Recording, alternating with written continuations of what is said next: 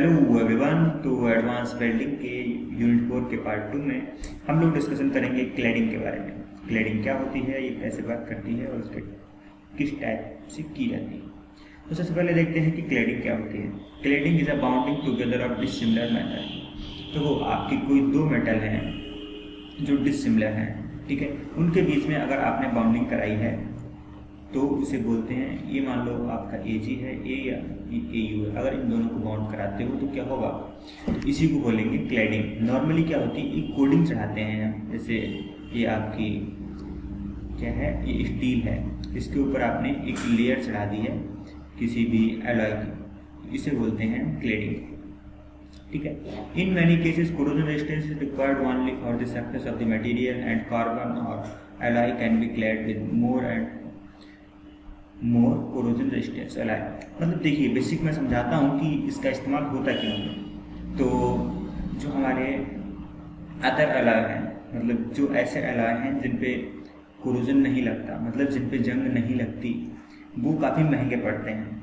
और जो हमारी स्टील के एलॉय हैं, मतलब कार्बन या फिर स्टील के एलॉय हैं, ये हमारे काफ़ी सस्ते पड़ते हैं। लेकिन इनमें समस्या क्या आती है, इनमें समस्या ये आती है कि ये जंग खा जाते हैं, मतलब इनमें कोरोजन लग जाता है। तो इसके लिए एक समस्या का समाधान ये यही है कि हम कार्बन या फिर इसके एलॉय का यूज़ करें, लेकिन इसके ऊपर एक लेयर चढ़ा दें या फिर क्लैडिंग कर दें किसी ऐसे मेटल की, मतलब ये आपने समझा, ठीक है, ये आपका मेटल है या फिर आपका कार्बन का या फिर एलॉय स्टील है, ठीक है, इसके ऊपर आपने लेयर चढ़ा दी, ये किसी ऐसे मटेरियल की चढ़ा दी है जो जंग नहीं खाता है, मतलब कोरोजन रेजिस्टेंस है।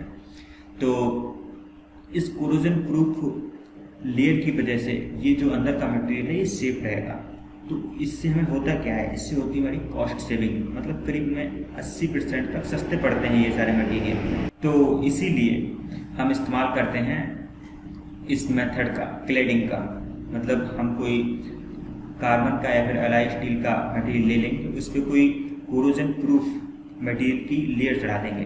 तो अब क्योंकि ये मेटल अलग है और जिस पे लेयर चढ़ाएंगे वो मेटल अलग है, तो क्योंकि ये डिसिमिलर मेथड है, इसीलिए इस प्रोसेस को हम बोलते हैं क्लैडिंग। आई होप समझ में आ गया होगा।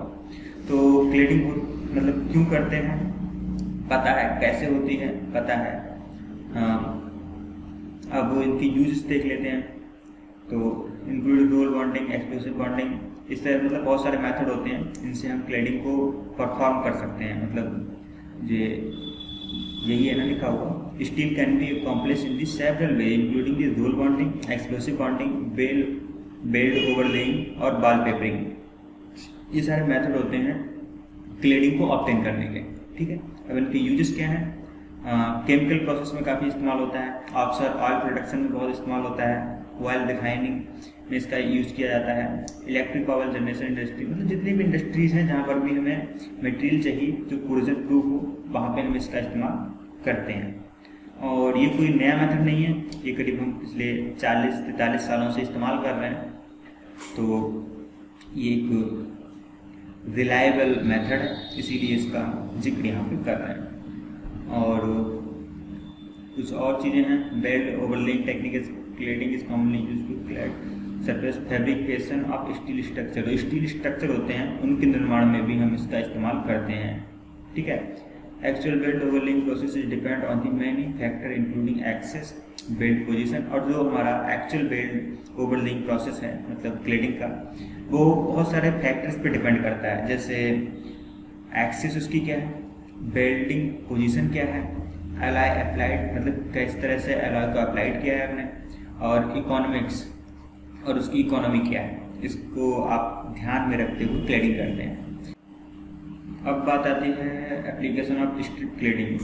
देखो, इसको हम डिस्कस नहीं करेंगे क्योंकि क्लैडिंग के 3 टाइप होते हैं। मैं इन टाइप का केवल नाम बता के इसको छोड़ देना चाहूँगा, क्योंकि अगर इनको अलग अलग से पढ़ेंगे तो ये आउट ऑफ बॉक्स जाना होगा, क्योंकि हमारे सिलेबस में केवल क्लैडिंग लिखा है, इसके टाइप या डिटेल के बारे में नहीं जिक्र है, ठीक है। तो आप चाहो तो मैं इसके टाइप बता दे रहा हूँ। ये 3 टाइप के होते हैं, एक होता है स्ट्रिप क्लैडिंग और दूसरा होता है सबमर्ज्ड आर्क स्ट्रिप क्लैडिंग और इलेक्ट्रोस्लैग स्ट्रिप क्लैडिंग। ये 3 टाइप होते हैं और बहुत ज़्यादा इसके बारे में पढ़ने की समस्या नहीं लेनी है आपको।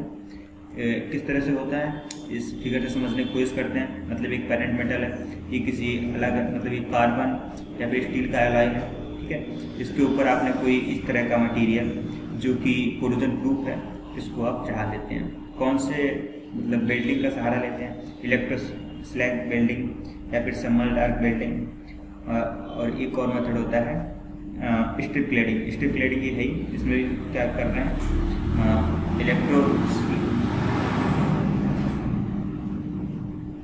इलेक्ट्रो स्लैग वेल्डिंग का यूज कर रहे हैं।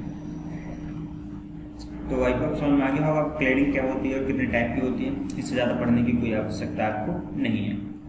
हाँ, एक बात और, अगर फिगर आएगा तो किस तरह से बनाओगे, तो या तो ये इस तरह से अगर बना सको, या फिर आप इस तरह से भी समझा सकते हो, कोई एक पेरेंट मेटल दिखाना, उसके चारों ओर कोई कोरोजन प्रूफ मटेरियल को दर्शा सकते हो। तो इतना इनफ होगा। सो थैंक्स, आई होप आपको ये टॉपिक समझ में आया होगा। फिर भी अगर आपको कोई समस्या है तो आप कमेंट सेक्शन में पूछ सकते हैं। और लेक्चर सुनने के लिए धन्यवाद।